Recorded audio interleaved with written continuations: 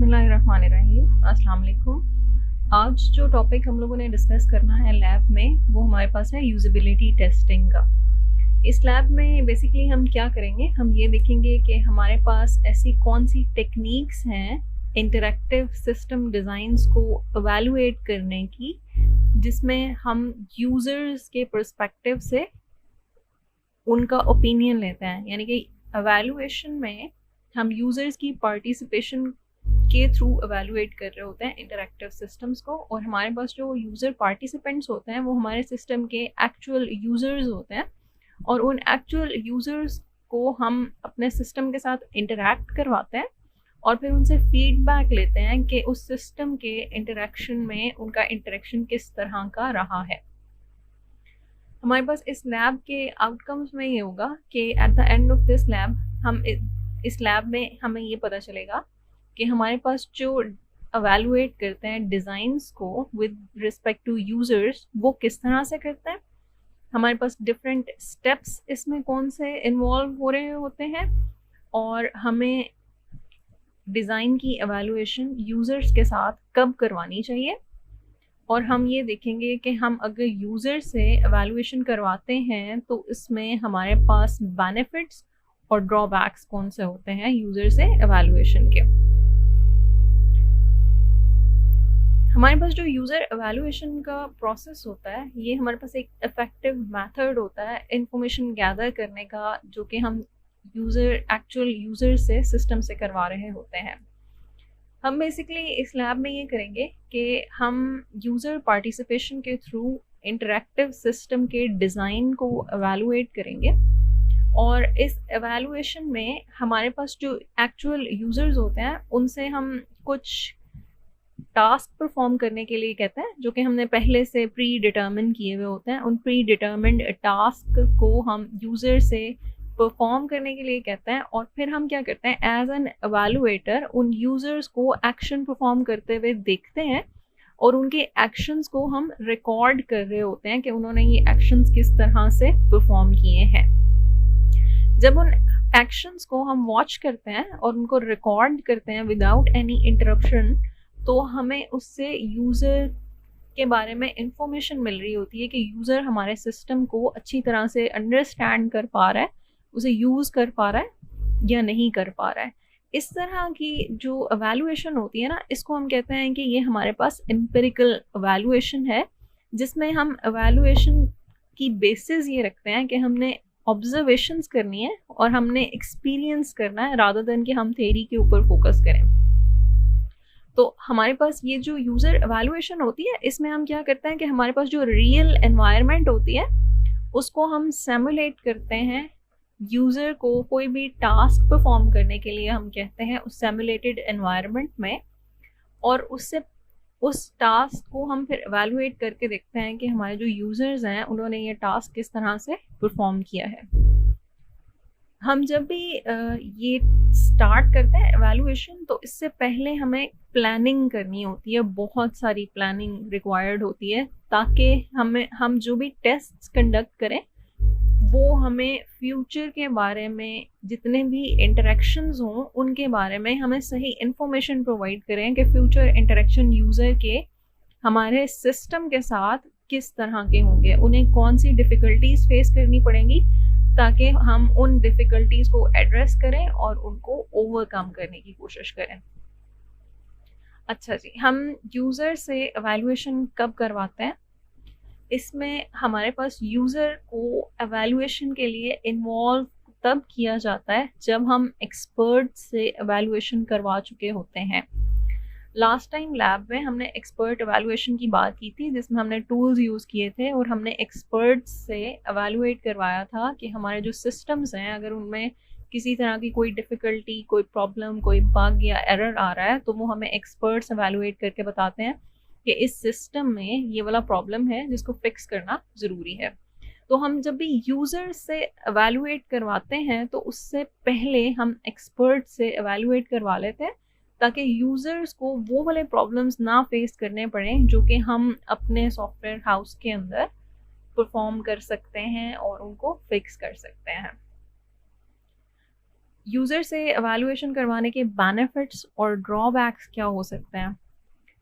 सबसे पहले तो हमारे पास ऐसे होता है कि जब हम एक्सपर्ट्स से एवेलुएट करवाते हैं और उनसे वॉक थ्रूज़ करवाते हैं अपने सिस्टम के, तो कभी-कभी ऐसा होता है कि हमारे पास कुछ फ़ॉल्स पॉज़िटिव जनरेट हो रहे होते हैं। फ़ॉल्स पॉज़िटिव जनरेट होने का मतलब ये होता है कि समटाइम्स एक्सपर्ट्स जो होते हैं वो हमें इस तरह के एरर्स और इस तरह की डिफ़िकल्टीज़ और हर्डल्स फाइंड आउट करके बताते हैं जो कि एक्चुअली शायद यूज़र को फेस नहीं करनी पड़ती during the interaction of the system, जो कि रियल एनवायरनमेंट में शायद हमें फेस ना करनी पड़े। वो अगर हम एज अ प्रॉब्लम आइडेंटिफाई करते हैं तो उसे हम फॉल्स पॉजिटिव कहते हैं। तो एक्सपर्ट एवेलुएशन से हम कभी कभी फॉल्स पॉजिटिव प्रॉब्लम्स जनरेट करते हैं जो कि एक्चुअली यूज़र को फेस नहीं करनी पड़ती। तो ये वाली प्रॉब्लम हम यूज़र एवेलुएशन से ओवरकम कर सकते हैं। अगर हम यूज़र से एवेलुएट करवाएंगे रियल एनवायरनमेंट की सिमुलेशन में तो हमें सिर्फ वो वाले प्रॉब्लम्स फाइंड आउट होंगे जो कि एक्चुअली यूज़र को फेस करने पड़ सकते हैं। अच्छा जी, इसके अलावा हमारे पास ह्यूरिस्टिक एवेलुएशन या एक्सपर्ट एवेलुएशन में जो बेनिफिट होता है वो ये हो सकता है कि हमारे पास जो एक्सपर्ट एवेलुएशन होती है या ह्यूरिस्टिक एवेलुएशन होती है जिसमें हमने कुछ रूल ऑफ थंब पहले से डिफाइन किए हुए होते हैं, वो हमारे पास बहुत फास्ट होती है एज कंपेयर टू अगर हम यूज़र से एवेलुएशन करवा रहे हों। तो यूज़र एवेलुएशन में हमें थोड़ा ज़्यादा टाइम लगता है, हमारे पास जो एक्सपर्ट एवेलुएशन होती है वो ज़रा जल्दी हो जाती है और उसके रिजल्ट्स हम जल्दी फाइंड आउट कर लेते हैं। इसके अलावा हमारे पास जो एक्सपर्ट एवेलुएशन या ह्यूरिस्टिक एवेलुएशन होती है इसमें जो रिजल्ट्स होते हैं ना वो हमारे पास प्री इंटरप्रेटेड होते हैं, क्योंकि हमारे पास जो एवेलुएटर्स होते हैं वो हमें जब भी प्रॉब्लम्स फाइंड आउट करके देते हैं ना तो मोस्ट ऑफ द टाइम वो उसके साथ उसका फिक्स भी बताते हैं कि आपके पास ये वाली प्रॉब्लम यहाँ पे अकर हुई है और आप इस प्रॉब्लम को फिक्स इस तरह से कर सकते हैं। जबकि यूज़र एवेलुएशन में क्या होता है कि जो यूज़र्स होते हैं वो सिर्फ आपको प्रॉब्लम्स आप उससे आइडेंटिफाई कर सकते हैं, उसके अंदर सॉल्यूशंस आपको आइडेंटिफाई करते हुए टाइम लगता है, आपको खुद से फाइंड आउट करना होता है कि इस प्रॉब्लम के लिए ये सॉल्यूशन हो सकता है और आपको प्रॉब्लम्स भी इसके अंदर खुद ही से फाइंड आउट करने होते हैं। अच्छा जी, ये तो हमारे पास ड्रॉबैक्स और बेनिफिट्स थे यूज़र एवेलुएशन के। हम जो एवेलुएशन परफॉर्म करेंगे यूज़र्स से जो हम करवाएंगे उसके लिए जो हम लोगों ने एक सिस्टम सेलेक्ट किया है या एप्लीकेशन सेलेक्ट की है वो हमारे पास गूगल मैप्स की एप्लीकेशन है। ये एप्लीकेशन हमने इसलिए सेलेक्ट की है क्योंकि ये रेडली अवेलेबल है, आपके पास इंटरनेट कनेक्शन अवेलेबल है तो आप इसको इजीली एक्सेस कर सकते हैं और आप इसको एवेलुएट भी करवा सकते हैं। तो हमारे पास गूगल मैप्स में बहुत सारे फीचर्स हैं जिनको हम एवेलुएट कर सकते हैं, लेकिन क्योंकि ये पॉसिबल नहीं है कि एक लैब के अंदर सारे के सारे फीचर्स को हम एवेलुएट करें, तो हम इसके अंदर से कुछ फीचर्स के ऊपर फोकस करते हैं। हमने 3 फीचर्स इसमें से लिए हैं। उन 3 फीचर्स के अंदर हम फाइंड आउट करने की कोशिश करेंगे कि अगर एक्चुअली यूज़र ये फीचर्स यूज़ करता है तो इन फीचर्स को यूज़ करने में यूज़र को कौन सी डिफ़िकल्टीज़ हो सकती हैं। इसमें जो सबसे पहला फीचर हमने लिया है वो हमारे पास गूगल मैप का स्ट्रीट व्यू का फीचर है। स्ट्रीट व्यू में हमने एवेलुएट करवाना यूज़र से कि यूज़र अगर स्ट्रीट व्यू में कोई एक्शंस परफॉर्म करता है तो वो एक्शंस परफॉर्म करने में उसे कोई प्रॉब्लम हो रही है या नहीं हो रही है।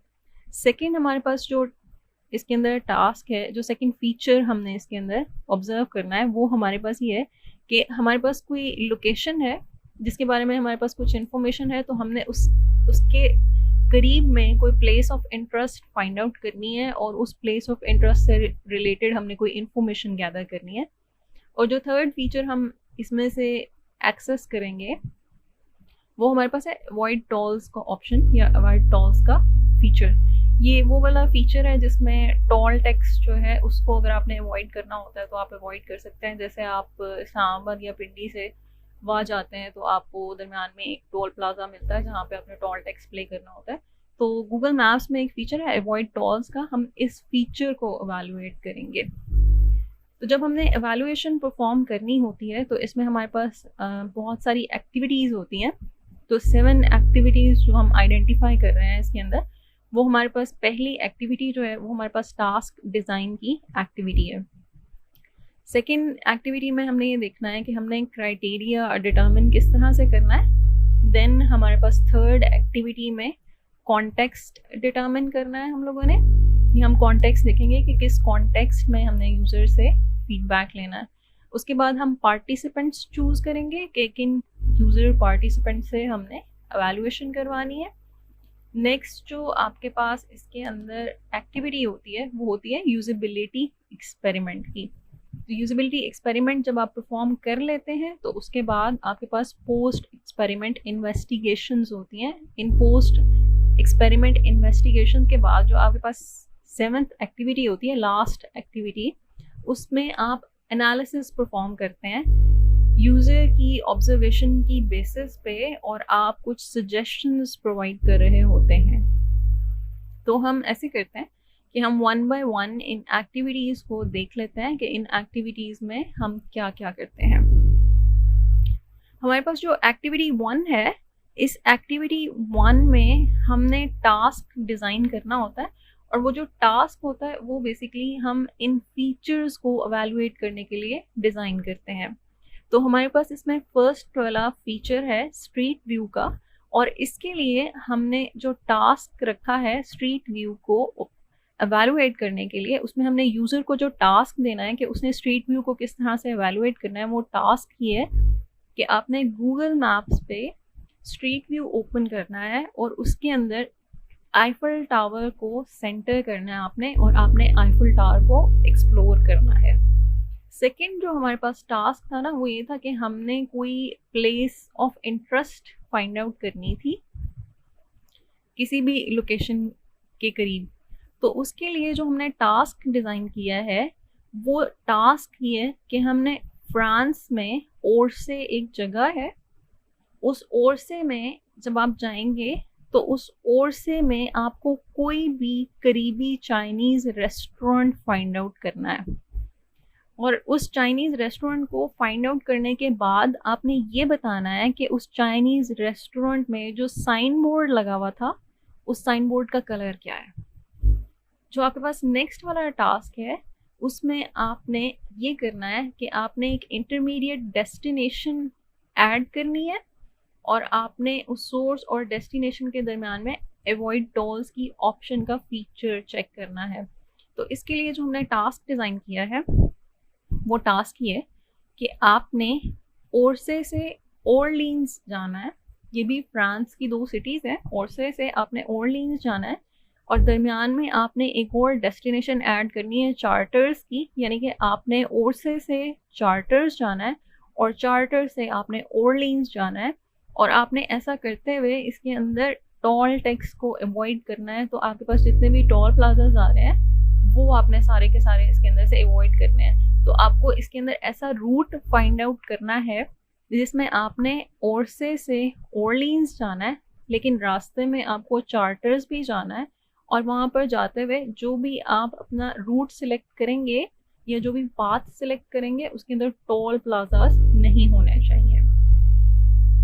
ये हमने टास्क डिज़ाइन कर लिया। अब हमारे पास जो सेकंड एक्टिविटी है उस एक्टिविटी में हमने ये देखना है कि हमारे पास क्राइटेरिया क्या होगा इस टास्क को डिटर्मिन करने का, कि हमारे पास जो टास्क है उसको किस क्राइटेरिया की बेसिस पे हम डिटर्मिन करेंगे। तो क्राइटेरिया बेसिकली हमारे पास ऐसे करेक्टरिस्टिक्स होते हैं जो हमारे पास यूज़र पार्टिसिपेंट्स होते हैं, उनके जितनी भी पॉपुलेशन होती है उसके अंदर हमारे पास करेक्टरिस्टिक्स होते हैं जिनके बारे में हमें पता होता है कि ये हमारे पास इन्फ्लुएंस करेंगे आपकी प्रोडक्ट की यूजेज को, कि जो आपके प्रोडक्ट यूज़ हो रही है उसको यूज़ होने पे वो इन्फ्लुएंस कर सकते हैं। जैसे हमारे पास गूगल मैप्स का जो क्राइटेरिया है वो हम ये रख सकते हैं कि हमारे पास 5 डिफरेंट क्राइटेरियाज हो सकते हैं इसके अंदर एवेलुएशन के। जैसे हम ये कर सकते हैं कि हम जेंडर का एक क्राइटेरिया रख लेते हैं, हम एज ग्रुप का एक क्राइटेरिया रख लेते हैं, यानी कि अगर आपके पास डिफरेंट एज ग्रुप के लोग होंगे तो वो डिफरेंट एज ग्रुप के लोग गूगल मैप्स के साथ डिफरेंट तरह से इंटरैक्ट करेंगे। इसके अलावा एक और क्राइटेरिया हम ये रखते हैं कि हमारे पास गूगल मैप्स में एक्सपर्टीज़ यूज़र की है या नहीं है। इसके बाद नेक्स्ट क्राइटेरिया हमारे पास ये हो सकता है कि हमने क्योंकि कंप्यूटर्स के थ्रू गूगल मैप्स को यूज़ करना है तो हम एक्सपर्टीज़ इन कंप्यूटर्स भी देख लेंगे। और इसके अलावा हम ये भी देखेंगे कि हमारे पास जो पेपर मैप्स होते हैं उनमें हमारे यूज़र की एक्सपर्टीज़ है या नहीं है। तो ये वाले जो सारे क्राइटेरिया हैं कि आपने गूगल मैप्स की एक्सपर्टीज़ को फाइंड आउट करना है, आपने कंप्यूटर एक्सपर्टीज़ को फाइंड आउट करना है और आपने पेपर मैप्स की एक्सपर्टीज़ को फाइंड आउट करना है। तो आपने ये सारे क्राइटेरिया की बेसिस पे आपने अपने यूज़र्स के इंटरेक्शंस को चेक करना होता है। इसके बाद जो थर्ड वाली एक्टिविटी है उसमें हम क्या करते हैं, हम कॉन्टेक्स्ट डिटर्मिन करते हैं कि हमारे पास जो एनवायरनमेंट है उसके कौन से करेक्टरिस्टिक्स हैं जो कि इन्फ्लुएंस कर सकते हैं प्रोडक्ट की यूजेज को। तो कॉन्टेक्स्ट में हम विद रिस्पेक्ट टू एनवायरनमेंट देखते हैं कि हमारे पास डिफरेंट कॉन्टेक्स्ट में अगर गूगल मैप यूज़ होगा तो वो डिफरेंट कॉन्टेक्स्ट कौन कौन से हो सकते हैं। तो डिफरेंट कॉन्टेक्स्ट में हम 3 डिफरेंट कॉन्टेक्स्ट ले सकते हैं गूगल मैप्स की रिस्पेक्ट से। एक तो हम ले सकते हैं स्क्रीन साइज़, फिर हम ले सकते हैं टाइम स्ट्रेस, फिर हम इसमें से ले सकते हैं माउस जो कि स्क्रॉल व्हील के साथ होगा। हम screen size as an environment क्यों ले रहे हैं, क्योंकि हमारे पास जो बिगर स्क्रीन्स होती हैं, अगर तो आपके पास स्क्रीन का साइज़ बड़ा है तो इसका मतलब ये है कि आप उसमें गूगल मैप्स में नेविगेशन ज़्यादा आसानी से कर सकते हैं। अगर तो आपके पास स्क्रीन साइज़ कम होता है तो उसमें आपको चीज़ें इतनी क्लियरली विजिबल नहीं होती हैं, आप क्लियरली चीज़ों को अंडरस्टैंड नहीं कर सकते हैं। टाइम स्ट्रेस का जो हमारे पास हम लोगों ने रखा हुआ है कॉन्टेक्स्ट, ये इसलिए रखा हुआ है कि समटाइम्स अगर आपके पास टाइम लिमिटेशन होती है तो टाइम लिमिटेशन में आप वो वाले एक्शंस उस तरह से परफॉर्म नहीं कर पाते हैं जितना आप रेगुलर टाइम ड्यूरेशन में कर सकते हैं। अगर आपके पास टाइम कंस्ट्रेंट है, लिमिटेड टाइम है, तो फिर आपने यूज़र्स को ऑब्जर्व करना होता है कि यूज़र कहीं पैनिक तो नहीं कर गए, या पैनिक सिचुएशन में वो हमारे जो भी इंटरैक्टिव सिस्टम है उसके डिज़ाइन को किस तरह से अंडरस्टैंड कर रहे हैं। इसके अलावा गूगल मैप्स में एक और जो हम कॉन्टेक्स्ट रख सकते हैं वो हमारे पास होता है कि हमारे पास माउस है वो स्क्रॉल व्हील के साथ है या नहीं है। अगर तो स्क्रॉल व्हील के साथ है तो इसका मतलब ये होता है कि आपने अगर जूम इन करना है और जूम आउट करना है तो वो आप स्क्रॉल व्हील के साथ ज़्यादा आसानी से कर सकते हैं एज़ कम्पेयर टू कि अगर आपने लैपटॉप का टच पैड यूज़ करना हो। आपके पास जो फोर्थ एक्टिविटी है वो है चूजिंग पार्टिसिपेंट्स की। तो जब आप क्राइटेरिया डिटर्मिन कर लें, आप कॉन्टेक्स्ट डिटर्मिन कर लें, तो उसके बाद आपने यूज़र पार्टिसिपेंट्स चूज़ करने होते हैं कि आपने कौन कौन से पार्टिसिपेंट्स चूज़ करने हैं। तो पार्टिसिपेंट्स को चूज़ करने के लिए हमारे पास रूल ऑफ थंब ये होता है कि आपने 6 पर्सन्स पर क्राइटेरिया पर कॉन्टेक्स्ट फाइंड आउट करने होते हैं। तो हमारे पास बेसिकली जो हमारे पास इसके अंदर यूज़र्स हैं उनको हमें बहुत केयरफुली चूज़ करना होता है ताकि हम एक्चुअल यूज़र्स को इसके अंदर इन्वॉल्व करें। और इस क्राइटेरिया को सेटिस्फाई करने के लिए हमारे पास आइडियली 18 केयरफुली चूजन पर्सन्स होने चाहिए जो कि हमारे पास रूल ऑफ थंब को सेटिस्फाई कर सकते हैं। तो ये आपके पास टेबल है, इसमें हमने सैम्पल पॉपुलेशन ली हुई है और इसमें जो क्रॉस लगा हुआ है ये इंडिकेट कर रहा है कि यूज़र इस क्राइटेरिया को सेटिस्फाई करता है। तो हमने यहाँ पे सबसे पहले यूज़र आईडी असाइन की हुई है कि हमारे पास यूज़र 1 है, 2 है, 3 है, 4 है। और आप अगर इसमें देखें तो इसमें आपके पास 18 एंट्रीज हैं, तो इसका मतलब ये है कि आपके पास इसके अंदर 18 यूज़र्स हैं। हमने जो इसके अंदर क्राइटेरिया लिया था वो हमने लिया था जेंडर का, तो आप यहाँ पे बॉक्स बना सकते हैं मेल का और फीमेल का। फिर हमने एज ग्रुप डिटर्मिन किया था। एज ग्रुप हमने कहा था कि हमने एज ग्रुप में देखना है कि वो लेस देन 30 है, 30 to 60 है या ग्रेटर देन 60 है। इसके अलावा हमने ये देखा था कि हमारे पास एक्सपर्टीज़ गूगल मैप्स में और एक्सपर्टीज़ कंप्यूटर्स में है या नहीं है। तो आपने इस टेबल में इसको फर्दर डिवाइड किया हुआ है रोज़ के अंदर। ये जो यस यस वाली ऑप्शन है इसका मतलब ये होता है कि यूज़र के पास एक्सपर्टीज़ इन गूगल मैप्स भी है और वो कंप्यूटर में भी एक्सपर्ट है। अगर आप यूज़र 2 के बारे में देखें तो ये यूज़र 2 है ना, इसके पास दोनों एक्सपर्टीज़ हैं, यानी कि वो गूगल मैप्स में भी एक्सपर्ट है और वो कंप्यूटर्स में भी एक्सपर्ट है। जो आपके पास सेकंड वाला है रो, इसमें फर्स्ट वाले में नो लिखा हुआ है, तो इसका मतलब ये है कि आपके पास गूगल मैप में जो यूज़र है वो एक्सपर्ट नहीं है, लेकिन कंप्यूटर का वो एक्सपर्ट है, क्योंकि यहाँ पे आपने येस लिखा हुआ है। तो हमारे पास जो यूज़र 1 है वो गूगल मैप्स में तो एक्सपर्ट नहीं है, लेकिन वो कंप्यूटर्स में एक्सपर्ट है। आपके पास जो थर्ड रो है इसके अंदर, उसमें जो हमने क्राइटेरिया रखा हुआ है वो ये रखा हुआ है कि आपका जो यूज़र है वो ना गूगल मैप्स में एक्सपर्ट है ना कंप्यूटर्स में एक्सपर्ट है। तो आपका जो थर्ड वाला यूज़र है वो इस क्राइटेरिया को सेटिस्फाई कर रहा है। इसके अलावा जो हमारे पास नेक्स्ट क्राइटेरिया था इसमें वो था एक्सपर्टीज़ इन पेपर मैप्स। तो ये वाला जो टेबल है ये बेसिकली क्राइटेरिया के अकॉर्डिंगली हमने अपने यूज़र्स को चूज़ किया हुआ है। हमने अपने पार्टिसिपेंट सेलेक्ट किए हुए हैं और पार्टिसिपेंट्स को सिलेक्ट करते हुए हमने इस चीज़ का ख्याल रखा है कि जैसे ये आपके पास फर्स्ट 6 वाले जो यूज़र्स हैं ये सारे के सारे लेस देन 30 ईयर्स हैं, नेक्स्ट वाले जो 6 हैं वो आपके पास 30 से 60 के दरमियान है, और फिर उसके बाद जो नेक्स्ट वाले हैं वो आपके पास 61 से अबव हैं। तो ये आपने इसके अंदर से यूज़र्स को चूज़ करना होता है कि ये वाले जो यूज़र्स हैं वो इस क्राइटेरिया को सेटिस्फाई कर रहे हो। फिर हमारे पास एक सैम्पल टेबल होता है कॉन्टेक्स्ट का। तो इस कॉन्टेक्स्ट के टेबल में हम ये देखते हैं कि हमारे पास जो यूज़र्स हैं वो किस कॉन्टेक्स्ट को सेटिस्फाई कर रहे हैं। तो हमारे पास इसके अंदर भी यूज़र वही वाले हैं, 18 यूज़र्स हैं टोटल। यूज़र आईडी सेम है जो आपके पास पिछले टेबल में यूज़र आईडी 1 की थी, वही वाला यूज़र यहाँ पे यूज़र आईडी 1 के साथ है। इसमें आपने स्क्रीन साइज़ देखना है, टाइम स्ट्रेस देखना है, और ये देखना है कि जो यूज़र है उसने जो एक्टिविटीज़ परफॉर्म की हैं तो उन एक्टिविटीज़ को परफॉर्म करते हुए यूज़र के पास माउस विद स्क्रॉल व्हील था या नहीं था।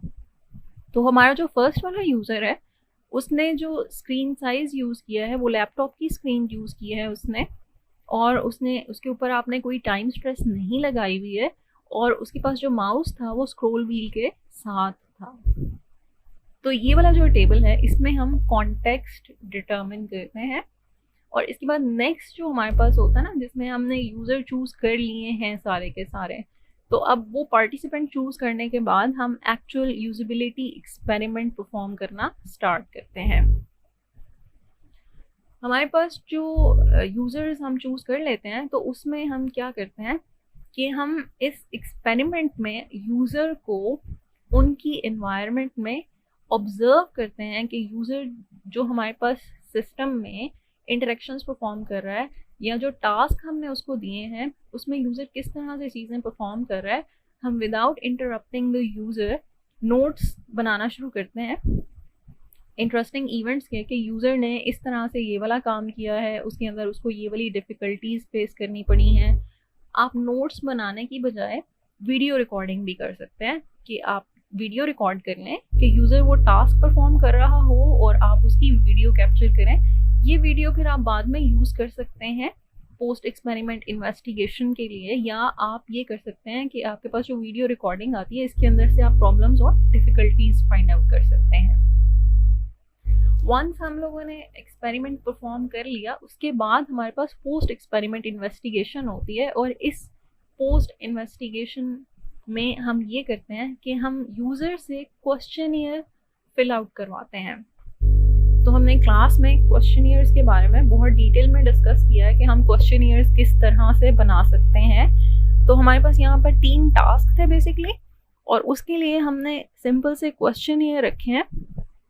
इन क्वेश्चनियर्स में हमने हर टास्क से रिलेटेड 2 क्वेश्चंस रखे हैं, और आपका जो फर्स्ट वाला टास्क था जिसमें हमने ये देखना था कि हमारे पास स्ट्रीट व्यू गूगल में किस तरह का है, और उस स्ट्रीट व्यू में हमने जो फर्स्ट वाला टास्क रखा था वो ये रखा था कि आपने आईफिल टावर को स्ट्रीट व्यू में देखना है। तो आपने यूज़र से जो क्वेश्चन रखा हुआ है उसमें आपने ये यूज़र से पूछा है कि आपको कितने मेथड्स का पता है कि आप गूगल मैप्स में स्ट्रीट व्यू को ऑब्जर्व कर सकते हैं। आपने कौन सा मेथड यूज़ किया है और आप उसमें से कौन सा मेथड प्रेफर करते हैं। तो यूज़र आपको बताएगा कि मुझे इतने मेथड्स के बारे में पता था, एक मेथड के बारे में पता था, किसी के बारे में नहीं पता था, 2 मेथड्स के बारे में पता था। तो यूज़र इस क्वेश्चनियर के आंसर्स आपको प्रोवाइड करेगा। सेकेंड क्वेश्चन आपने इसमें ये रखा हुआ है कि आपने यूज़र से रेट करवाया है गूगल मैप्स को in terms of ease of use, कि आपने ये जो टास्क परफॉर्म किया है स्ट्रीट व्यू में आईफिल टावर को व्यू करने का, तो इसको परफॉर्म करते हुए आपको कितनी डिफ़िकल्टी फेस करनी पड़ी थी। तो आप इसमें नंबर असाइन कर सकते हैं 1 से लेके 5 तक। 1 का मतलब होता है वेरी इजी और 5 का मतलब होता है वेरी डिफ़िकल्ट, और इसी तरह से ये रेंज इंक्रीज होती रहती है। फिर आपके पास सेकेंड वाला टास्क था कि आपने उसके अंदर चाइनीज़ रेस्टोरेंट का साइनेज का कलर फाइंड आउट करना था। तो आप यूज़र से ये पूछ रहे हैं कि क्या आपको पता है कि इस चीज़ को फाइंड आउट करने का कोई और मेथड भी है जिस मेथड से आपने इस चीज़ को फाइंड आउट किया है। और फिर आप ईज़ ऑफ यूज़ के लिए यूज़र से रेटिंग ले रहे हैं कि ये टास्क परफॉर्म करते हुए आपको कितनी डिफ़िकल्टी फेस करनी पड़ी थी। इसके बाद आपके पास थर्ड टास्क था जिसमें आपने क्या करना था कि आपने अपनी स्टार्टिंग पॉइंट से डेस्टिनेशन पे जाना था, और इसके अंदर आपने कोई एक इंटरमीडिएट डेस्टिनेशन ऐड करनी थी। और इसके बाद आपके पास एक ऑप्शन था अवॉइड टोल्स का। तो आपने यूज़र से ये पूछा हुआ है कि क्या आपको पहले से पता था कि गूगल मैप्स में अवॉइड टोल की कोई ऑप्शन है।